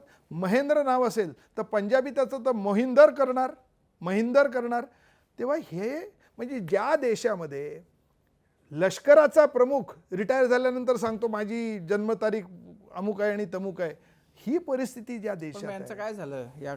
हा, मग हे आम्ही केले बोंबाबोंब. जणांना बाहेर काढलं त्यात? हा, 2700 पैकी फक्त 350 पास झाले, बाकीचे सगळे रिजेक्ट. मग आम्ही बोंबाबोंब केली, हे केलं, मोर्चे काढले, रात्री घुसू वगैरे सगळं केलं मिनिस्टर. मग आमची पोलिसांनी मुख्यमंत्र्यांची भेट करून दिली. देवेंद्र फडणवीसच होते मुख्यमंत्री, 2018ची गोष्ट आहे. त्याने विचारलं काय झालं, म्हटलं साहेब तुमचं नाव फडणवीस आहे, त्याचं स्पेलिंग कोणी FAD करेल, कोणी PHAD करेल, 20चं VIS करेल, WIS करेल. या फरक जर काही निर्माण झाला तर तुमचं मुख्यमंत्रीपद गेलं तर कळते. म्हणले काय, व्हॉट इज दिस नॉनसेन्स. म्हटलं दाखवतो. त्यांना दाखवलं DIPAK, DEEPAK, कांबळे, KMBLE. आणि 19मध्ये म्हटलं साहेब असं आहे, फडणवीसांच्या राज्यात कांबळेचं स्पेलिंग चुकलं म्हणून त्यांनी सुप्रीम कोर्टात जिंकल्यानंतर नोकरी जाणार आहे. ते म्हणले पालिकेला काय चाललं आहे, यांचं सगळ्यांचं व्हेरिफिकेशन झालेलं आहे, 17 वर्ष हे लोक लढत आहेत, इंडेमनिटी बॉन्ड घ्या. आणि 3 मिनिटात मिटिंग संपली. आणि आम्हाला आज त्यामुळे 2700 पैकी जेवढे अवेलेबल होते ते जवळजवळ 2100 लोक कामावर चढले, त्यांना ॲरियर्स मिळण्याच्या प्रक्रिया सुरू झाल्या. म्हणजे असं करावं लागतं. मिलिंदजी, तुम्ही हे सगळे मुद्दे सांगितलेत. हा वेतनाचा किंवा त्यांच्या शिक्षित असण्याचा प्रश्न होता, पण याच्यापेक्षाही गंभीर, जर त्यांना वेतन मिळालं, जे काही नियमित वेतन आहे 27,000 समजू, तर त्या वेतनातही सगळ्यात मोठा प्रश्न हा त्यांच्या आरोग्याचा आहे. कारण जे ते काम करतायत त्याच्यामुळे त्यांना वेगवेगळ्या व्याधी जडतात. त्या दृष्टीने काय संरक्षण आहे? तुम्ही जर काय परमनंट कामगार असाल तर तुम्हाला थोडंफार संरक्षण आहे. थोडंफार का म्हणतो, कारण त्यांना असं सांगितलं जातं की तुम्ही म्युन्सिपल कॉर्पोरेशनच्या हॉस्पिटलमध्ये जा, ती आपलीच आहेत, तिथे ट्रीटमेंट घ्या. म्युन्सिपल कॉर्पोरेशनच्या हॉस्पिटलमध्ये कॉटवर एक, तिकडे बाजूला एक, या बाजूला एक, खाली एक, अशी स्थिती आहे. म्हणजे ते ट्रीटमेंट नाहीत जमाय. म्युन्सिपल कॉर्पोरेशनमध्ये TBची ट्रीटमेंट उत्तम मिळते, कारण ती ट्रीटमेंट बरीच लांब पल्ल्याची घ्यावी लागते आणि त्याच्यात एकही दिवस गोळी चुकून चालत नाही. ती मात्र त्या TBच्या मिशन वगैरे जी आहेत त्याच्यामुळे ती ट्रीटमेंट चांगली मिळते आणि 7 महिन्याची त्यांना पगारी रजा मिळते. पगारी रजा ही एक चांगली आहे. पण तुम्ही कंत्राटी असाल तर तुमच्या पगारातनं ESICचे पैसे कापले गेलेले आहेत. ESICत गेल्यानं सांगतात तुमचं कार्ड कुठे आहे. आज मुंबईमध्ये एकाही कामगाराचं कार्ड बनलेलं नाही गेल्या 15 वर्षात. ही स्थिती आहे. ह्याच्या पलीकडे जाऊन घाणीच्यामुळे दारू हा एक अजून एक मुख्य मुद्दा आहे. आम्ही आमच्या युनियन लेवलला, आम्ही आमच्या युनियनच्या ऑफिसमध्ये एक रजिस्टर ठेवलं, त्याचं नाव बेवडा रजिस्टर. ते समजेल असंच नाव ठेवलं आहे. कामगाराची आई, पत्नी, बहीण, मुलगी यांनी जर काही येऊन तक्रार केली की हा घरी येऊन पैसे देत नाही, डिंगडांग टिंगडांग करतो, तर युनियनचा प्रतिनिधी जाऊन, पूर्वी कॅशलेस होतं ना, तेव्हा तो घ्यायचा आणि बायकोला द्यायचा. तक्रार अशी आली की इथे तुमच्यासमोर गुमगमान, घरी गेल्यानंतर मला मारलं आणि पैसे काढून घेतले. मग त्याच्यावर मार्ग, या हप्त्याला 1/4, पुढच्याला 1/4, असं 4 हप्त्यात पैसे द्यायचे. त्याच्यातनं झालं असं की एक बाटलीवाला पावशेरवर आला. मग बायकोच म्हणते घाणीचं काम आहे, आता जरी अंगासरशीच आहे, आता काय पडत नाही. म्हणजे तेव्हा असं अवेअरनेस. आता आम्हाला दुसरी एक ही आहे, म्हणजे ती आम्हाला डोळ्यात तेल घालून, आता जे मी सांगितलं ना 580चे जिंकले, त्यांचा पगार आता साधारणतः 80,000पेक्षा जास्त होईल, कारण ती एवढी सिनियरिटी आहे त्यांची. आता एकदम एवढा पगार आल्यानंतर आत्ता एका कामगाराला त्याच्या मुलीचं पहिली पाळी आली तर 5 लाख रुपये त्याचा खर्च केला, तिची पहिली पाळी आली ह्याच्याकरता. आता आम्ही ह्याच्याबद्दलचं लोकांशी बोलतोय. व्याजाने पैसे घेणं इतके दिवस प्रायव्हेट मनी लेंडर्सकडनं घेत होते, आता म्युन्सिपलची जी बँक आहे तिथे, अरे तू आता परमनंट झाला, लोन मार, तुला आहे, किती मिळेल, काय 25 ते 1 लाख, किती पण मिळेल पाहिजे तेवढं. म्हणजे मला लोन मिळण्याची शक्यता आणि मी घेतलं नाही म्हणजे काहीतरी गुन्हा केला, असं वातावरण निर्माण करतात. त्यामुळे तुम्ही म्हणता तसं ह्या प्रत्येक बाबतीत मुलांचं शिक्षण, आम्ही मुलांचं शिक्षण, त्यांना शिष्यवृत्ती काहीतरी सगळ्यांनी मिळून करणं, त्यांचे सत्कार करणं मुलांचे, असं सर्वांगाने त्याच्याशी भिडावं लागतं. आणि हे त्याच्यामुळे काम जास्त वेळ खाऊ, कठीण आणि हे होतं. इथं 2 जणांना आणून बसवलेलं आहे, ते काय त्यांचे आहेत? आता हा जो रामदास आहे, हा रामदास C वॉर्डमध्ये हाऊस गल्लीमध्ये काम करतो. हाऊस गल्ली म्हणजे काय, अतिशय 2 बिल्डिंगच्या मध्ये जेमतेम 1.5 फुटाची त्या हाऊस गल्लीमध्ये काम करण्याकरता जेव्हा मुलं घेतली जातात तेव्हा ती 25 किंवा 26 कमरेची घेतली जातात, तर ती आत घुसू शकतात. 28, 30, 32 वाला आत घुसू शकत नाही. तेव्हा 24च्या आसपासची कंबर हे त्याची रिक्वायरमेंट त्या गल्लीत जाण्याकरता. हा त्या गल्लीत काम करतो आणि त्या ज्या इमारती आहेत त्या सगळ्या मोडकळीला आलेल्या आहेत. त्याच्यातली जी टॉयलेट्स आहेत, ती टॉयलेटचा पाईप अर्ध्यात तुटलेला आहे आणि यांना तिथली घाण काढत असताना वरती कोणी जर काही टॉयलेटला गेला तर मानवी विष्ठा त्याच्या अंगावरती पडलेली आहे. ते आम्ही तुमच्याकडे मागे तुम्ही त्याच्यावरती कार्यक्रमही केला होता ABP माझाने. आजही त्याच्यात फरक नाही. म्हणून मी मगाशी म्हटलं ना, मोटरसायकल करता ही चांगली आहे, पण याच्याकरता काय शेड, पाईप कोणी लावायचा. म्हणजे एकीकडे महाराष्ट्र सरकार केंद्र सरकारला असं सांगतं की मॅन्युअल स्कॅव्हेंजिंग आमच्या देशात, आमच्या राज्यात नाही आहे. आता हे मॅन्युअल स्कॅव्हेंजिंग नाही तर काय आहे, खाली तेच पडतंय, यांना तेच ओढावं लागतं आणि अंगावरती पडतंय, या मुलाच्या अंगावरती पडलेलं आहे. आणि आम्ही तक्रारी केलेल्या आहेत. आता आमच्यासमोर कोर्टात जाणं म्हणजे कोर्टात जा, साधं पण आजही आपल्याकडे अशा दर काही दिवसांनी बातम्या येतात की गटारामध्ये उतरले, गुदमरून गुदमरून मेला. आपल्या गाडीची PUC करताना त्या एक्झॉस्टमध्ये एक तो पाईप टाकतात आणि ते बघतात किती आहे. ही टेक्नॉलॉजी आणि गटारातली वायूची टेस्टिंग करणं ह्याच्यात फारसा फरक नाही. पण माणसाच्या जीवाचं मोल असेल तर ना. या काय पुढारी सगळे आमच्यावर राज्य करण्याकरता जन्माला आलेले आहेत, हे सेवा करत मरण्याकरता जन्माला आलेत. ही जर काय मानसिकता असेल तर काय, आणि ही मानसिकता आहे. मिलिंदजी, तुम्ही आता व्यवस्थेवर सरकारवरती बराच रोष व्यक्त करताय आणि स्वच्छता कामगारांचे प्रश्न खूप जटिल आहेत, त्याच्याविरोधात तुम्ही लढा देताय. पण त्याच सरकारमधले सर्वोच्च नेते ज्यावेळी स्वच्छता कर्मचाऱ्यांचे पाय वगैरे धुतात, त्यांच्यासोबत जेवण घेतात, ते बघून काय वाटतं? राग येतो. हे बस झाली थोतांड. एक दिवस गांधी जयंती किंवा कुठल्या तरी दिवशी हातात झाडू घ्यायचा आणि फोटो काढायचे, यांचं आयुष्य आणि त्यांची तुलना नाही आहे. हे जे आहे ना, ते त्यांचे जे आज श्रम आहेत, त्यांना जी श्रमप्रतिष्ठा मिळत नाही त्याची ही चेष्टा आहे. त्या कामगारांनी आमचे पाय धुवा अशी मागणी केली आहे का कधी? ज्या कामगारांचे पाय धुतले होते ना, ते कंत्राटी कामगार होते, त्यांना जाऊन भेटा. आम्ही तिथे माणूस पाठवला होता. ते पाय धुवायच्या आधी ते काय काय डेटॉलच्या प्रक्रियेतनं त्यांना जावं लागलं होतं, त्यांना एकदा विचारा. ते कंत्राटी कामगार होते आणि तिथे UPमध्ये त्यांना संविधा कामगार म्हणतात. संविधा कामगार म्हणजे काय, त्याच्याकडे येतो एका मिनिटात, आधी ह्याचं उत्तर देतो. आम्ही ही नाही मागणी केली. आम्हाला समान कामाला समान वेतन द्या. काम कायम आहे आणि कामगार कंत्राटी आहे. का? कायम कामाला कायम कामगार पाहिजे, ती मागणी आहे. त्यामुळे आमच्याबरोबर एक दिवसी 5 मिनटं झाडू मारायचे. जेवढे झाडू मारलेत ना, तिथे पानं गोळा करून आणतात, टाकतात आणि मग पुढारी येऊन काय काय पुढारी MPsनी जे झाडू हातात धरलाय ना, तर मी कामगारांना विचारलं, असा झाडू धरला तर किती फूट झाडता येईल? ते म्हणले 8 तासाच्या ड्युटीमध्ये साधारणतः एक 20-25 फूट झाडता येईल असे झाडू. म्हणजे ही चेष्टा आहे, ही चेष्टा आहे. तुम्हाला काय चमकोगिरी करायची ती तुम्ही स्वतःचं घर घासा आणि करा. ही आणि तो कामगार आज असंघटित आहे, अजूनही असंघटित आहे. त्याला त्याच्या पूर्ण हक्कांची जाणीव झालेली नाही. आणि दुर्दैवाची गोष्ट अशी आहे की ज्या परमनंट कामगारांच्या संघटना आहेत, युनियन्स आहेत, त्या कंत्राटी कामगारांच्या प्रश्नात लक्ष घालत नाही. त्यांनी जर काय घातलं असतं ना, तर मुंबईमध्ये मोठ्या मोठ्या युनियन्स आहेत परमनंट कामगारांच्या. आमच्या युनियनचा जन्मच झाला नसता. तो जन्म झाला कारण परमनंट कामगारांच्या युनियनने त्यांच्यासाठी काही केलं नाही. पण आत्ता त्याचबरोबर सांगतो, आत्ता मुंबईमध्ये परमनंट कामगारांची युनियन ह्या झगड्यात उतरली आहे.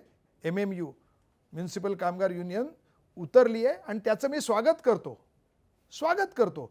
कारण त्याच्यामुळे जे कामगार आमच्या युनियनमध्ये नव्हते आलेले ते त्यांच्या कुठल्याही युनियनमध्ये जाऊत. आमचा त्याबद्दलचा एकदम क्लिअर आहे.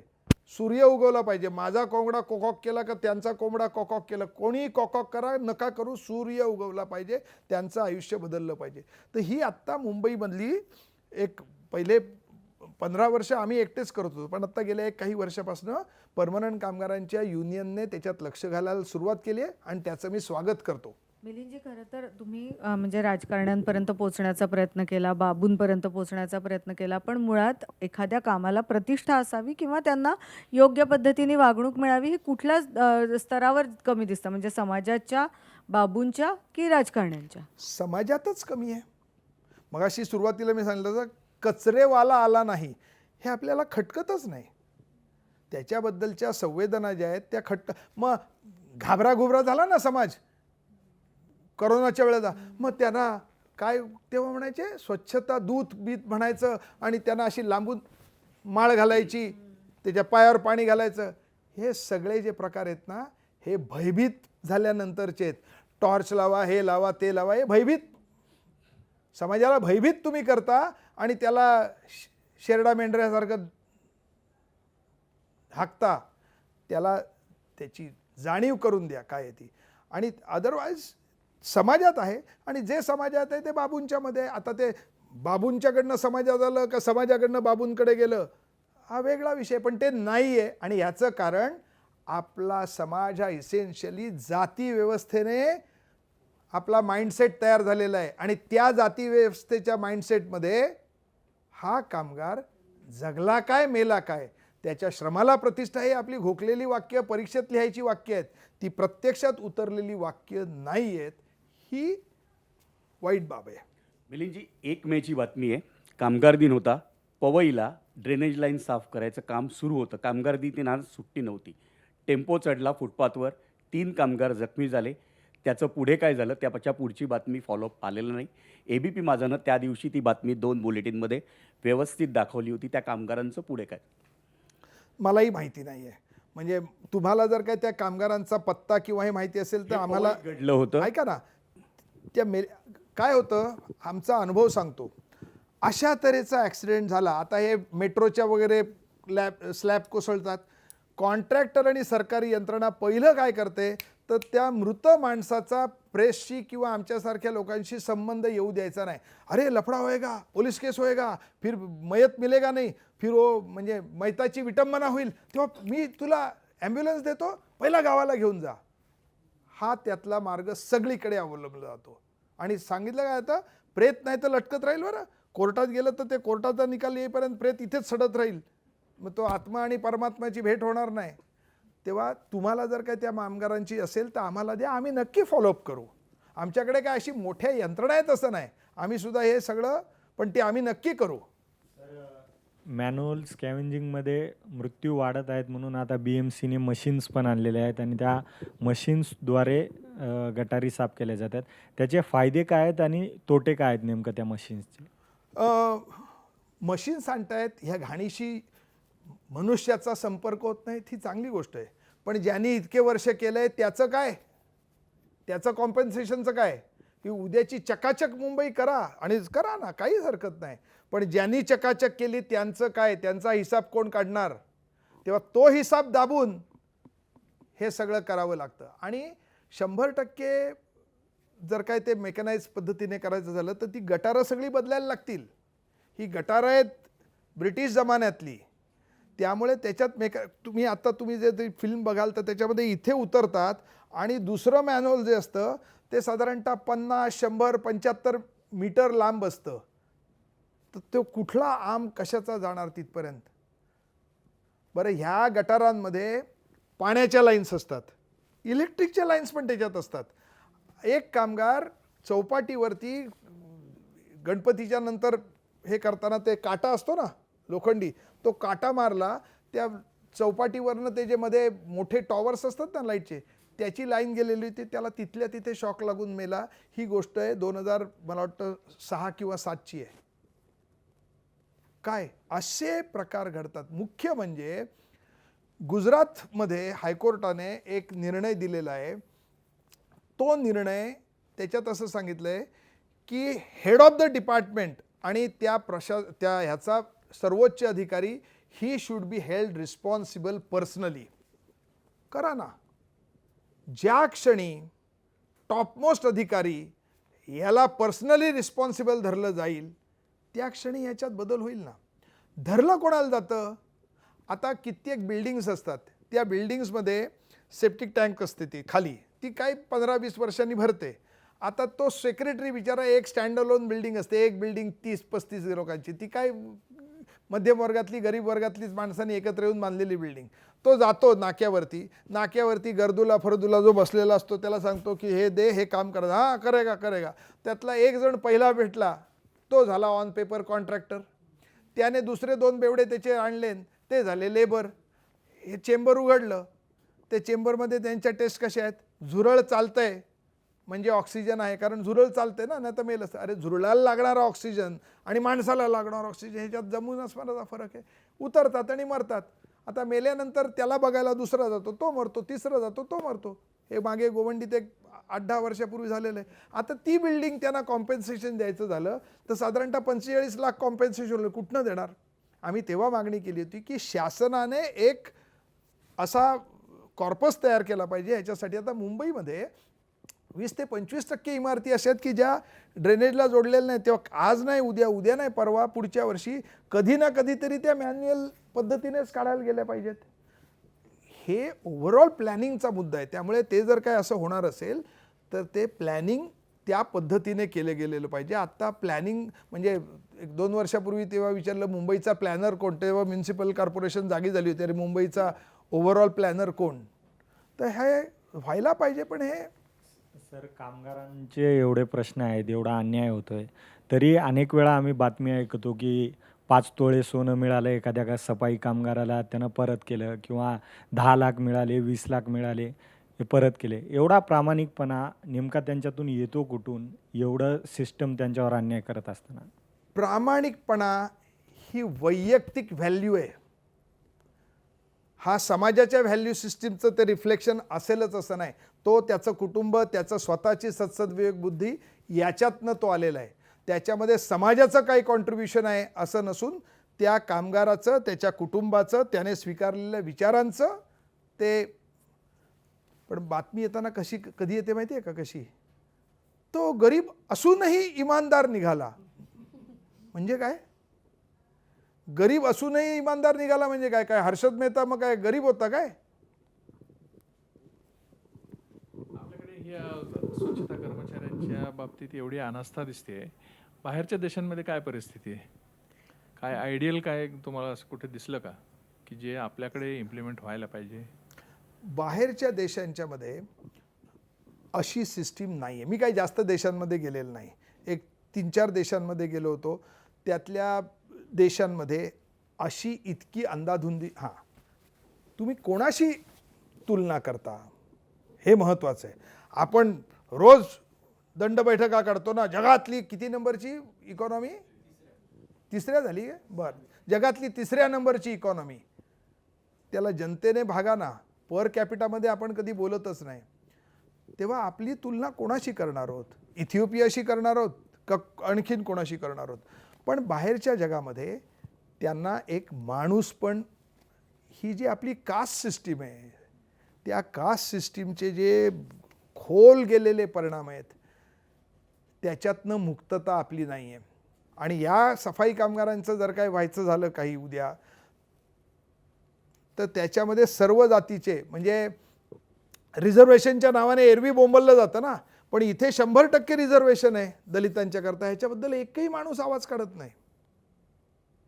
हल्ली परशुरामाची जयंती फार मोठ्या संख्येने परवा झाली, ते त्यांनी काढलं पाहिजे किंवा आम्हाला सुद्धा आमच्या लोकसंख्येप्रमाणे मिळालं पाहिजे. मी कोणाच्या व्यक्तिगत हे नाही सांगत, पण ही वस्तुस्थिती आहे.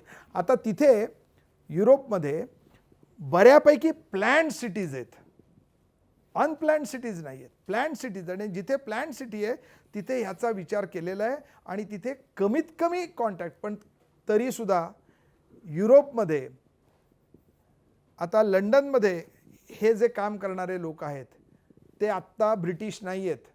ते या ईस्ट युरोपियन, जिथे सगळ्या त्यांच्या इकॉनॉमीज गडगडल्या आणि जे सिरियापासून जे सगळे रेफ्युजीज जात आहेत ते काम करताना दिसतात. म्हणजे इथे मराठवाड्यात दुष्काळ पडलेला दलित येतो, तसा लंडनमध्ये सिरियातनं गेलेला जो आहे तो करतोय. पण तरी त्यांचं कामाचं स्वरूप ह्यांच्यापेक्षा खूपच चांगलं आहे. ते ग्लोव्ज घालतात आणि ते ग्लोव्ज जे दिले जातात ना ते कामायोग्य दिले जातात. आपल्याकडे ग्लोव्ज म्हणजे बूट द्यायचे आहेत, घ्या गमबूट. अरे गमबूट पाऊस असेल तर घालता येतो, उन्हाळ्यामध्ये 5 मिनटं गमबूट नाही घालता येणार.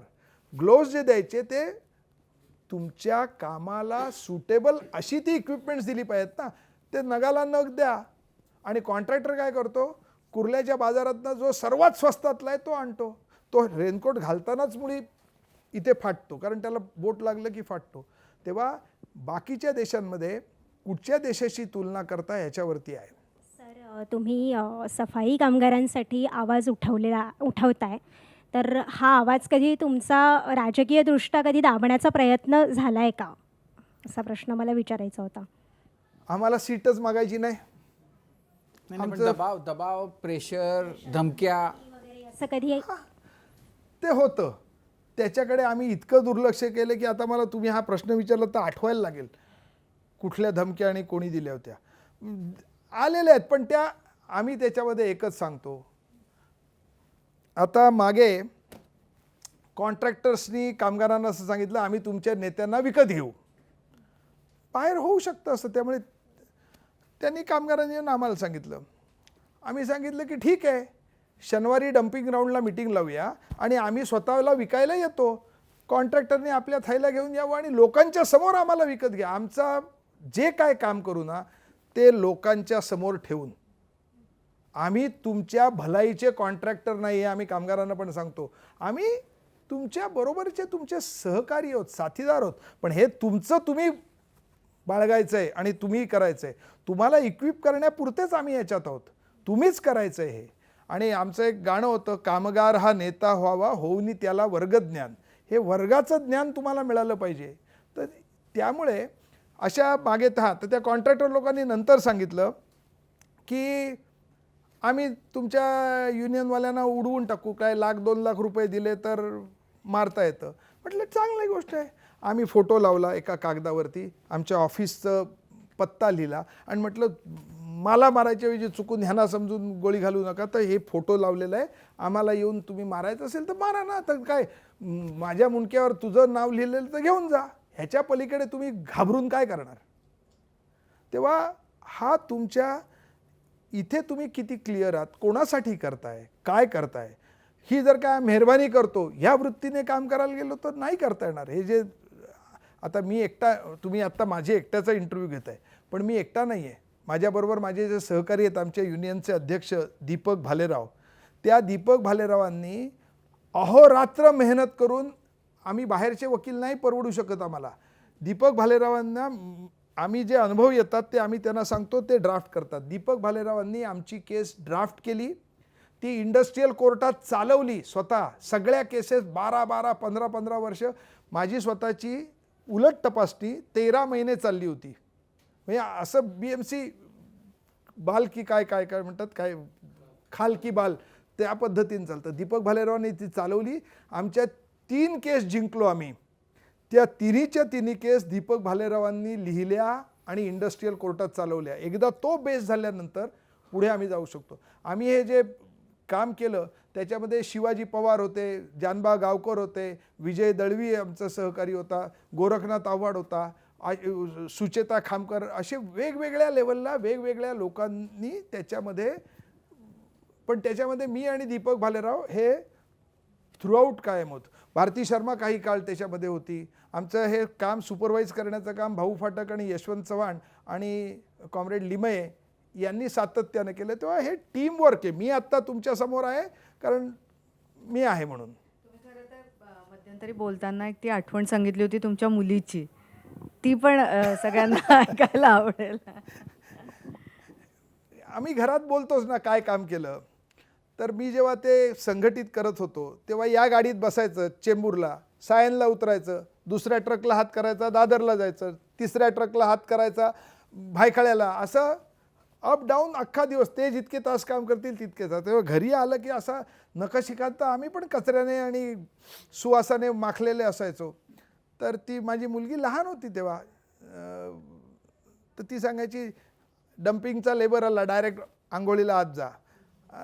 हे एक होतं. ती शाळेतल्या मुलांना, तिच्या बरोबरच्या मित्रमैत्रिणींनी सांगायची, तुझे बाबा हात केला की टॅक्सी थांबवतात ना, ती तर छोटी आहे, माझा बाबा हात केला की एवढा मोठा ट्रक थांबवतो कुठेही मुंबईमध्ये. आणि 92च्या त्या सगळ्या काळामध्ये आम्ही रस्त्यावरती कॉर्नर मिटिंग्स घ्यायचो. मी पूर्णवेळ कार्यकर्ता झालो कारण माझी जबाबदारी, कौटुंबिक पैसे कमवण्याची जबाबदारी माझ्या बायकोने घेतली. आम्ही सगळे चळवळीतले कार्यकर्ते होतो. आम्ही 10 कार्यकर्ते होतो, त्याचे 5 कपल्स झालो. आणि आम्ही असं ठरवलं की चळवळीवरती भार पडता कामा नये. आमच्या चळवळी, डाव्या चळवळीत पैसे नाहीत, म्हणून एकाने नोकरी करायची, एकाने नोकरी सोडायची. त्याप्रमाणे 2 मुली आणि आम्ही 3 मुलगे नीला लिमये म्हणून आहे, तिने नोकरी सोडली. भारती शर्मा म्हणून आहे, तिने नोकरी सोडली. सुरेश सावंत आहे, त्याने नोकरी सोडली, त्याची बायको कोर्टात कामाला. दत्ता बाळसराफ, त्याने नोकरी सोडली, त्याची बायको माविममध्ये होती. मी नोकरी सोडली. मी सगळ्यात शेवटी सोडली, कारण माझ्याकडे एकट्याकडेच घर होतं आणि माझी नोकरी जरा बऱ्या पैशाची होती. तर कोणाचं काय प्रॉब्लेम झाला तर झेलायला पाहिजे, म्हणून सगळ्यात शेवटी मी नोकरी धरली. माझी बायको अश्विनी ही कॉलेजमध्ये लेक्चरर आहे, ती गणित शिकवायची, आता रिटायर झाली. तर तिने माझी जबाबदारी घेतली. 1 मे 1991ला मी नोकरी सोडली. तेव्हापासून आजपर्यंत पैसे तिने कमवले आणि दणकावून मी खर्च केले. आणि त्याबद्दल आज या निमित्ताने मी फक्त माझीच पत्नी नाही, आमच्या ह्याच्यामध्ये ज्यांनी केलं, आता दीपक भालेराव सांगितलं ना आमचे, त्यांची पत्नी माझ्यापेक्षा ते वयाने मोठे आहेत, एक पिढी अगोदरचे आहेत, त्यांनी त्यांच्या पत्नीने नोकरी केली. आणि मग ते हे आम्ही जेव्हा ते रस्त्यात गाणी बिणी म्हणायचो, हे करायचो, तर ती 4 वर्षाची होती, छोटा शिशूत होती.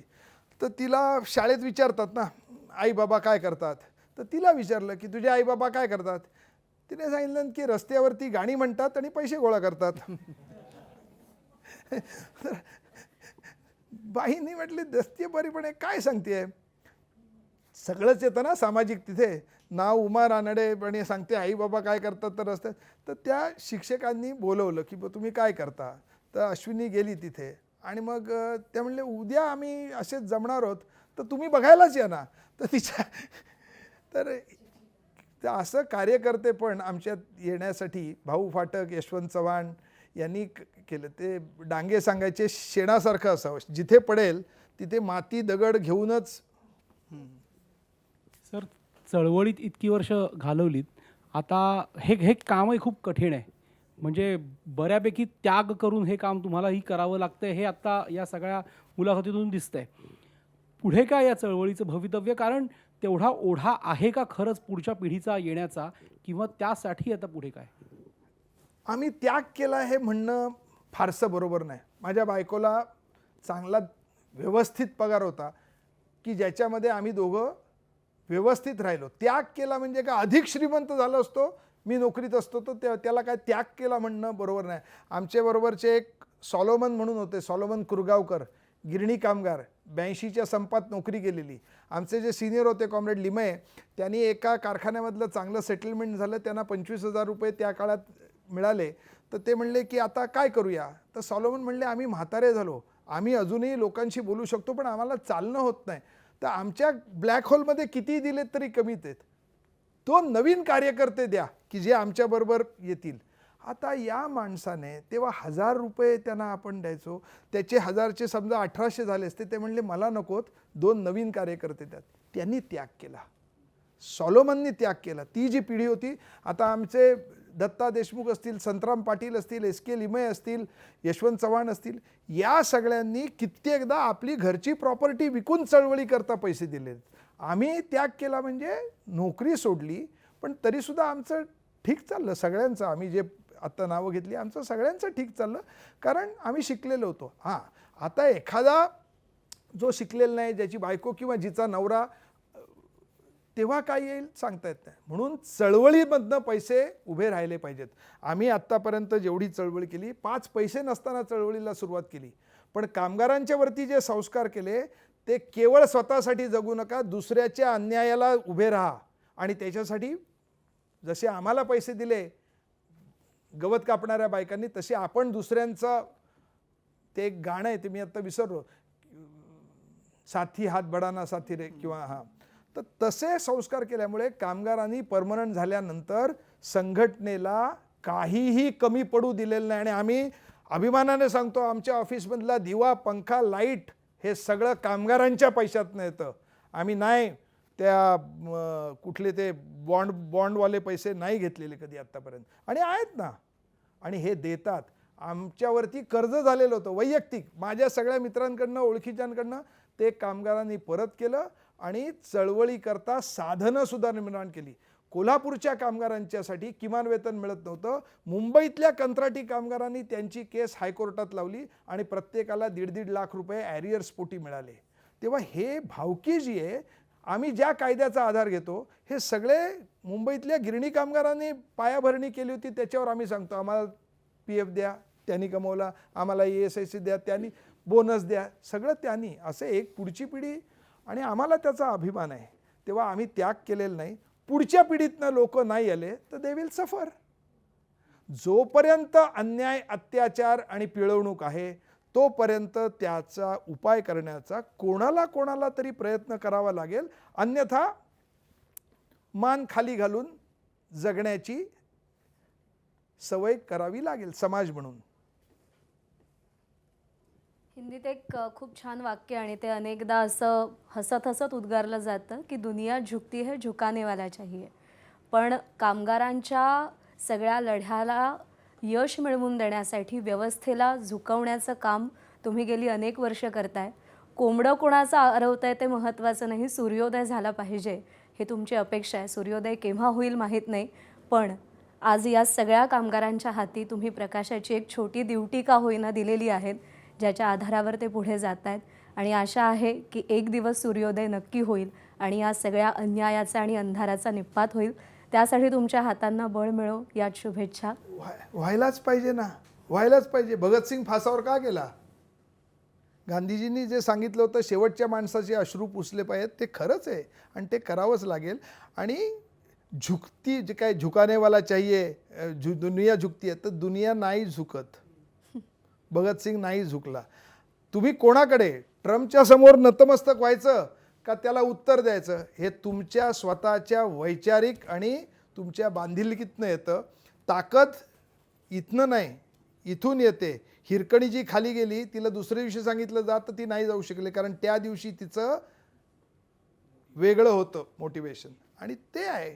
तेव्हा तुम्ही सांगितलं ते ड्युटी पास करणं, त्याचं ड्युटीचं मशाल होणं, हीच आमची इच्छा आहे. कचरा उचलणारे हे सगळे सफाई कर्मचारी समाजाची ताकद आहेत. त्यांना त्यांच्या ताकदीची ओळख करून देत आहे आणि समाजालाही त्यांच्या ताकदीची ओळख करून देत आहे. याबद्दल मनापासून आभार. कट्ट्यावर आलात त्याबद्दल आभार. धन्यवाद. आणि यासोबतच माझा कट्टा powered by Chitale butter, bank of Maharashtra, चंदूकाका Saraf jewels, Barva skin therapy, Sonai पशु आहार, MSCIT आणि निसर्ग हब्स या विशेष कार्यक्रमात आत्ता इथेच थांबूया. प्रत्येक बातमीच्या अपडेटसाठी पाहत रहा ABP माझा.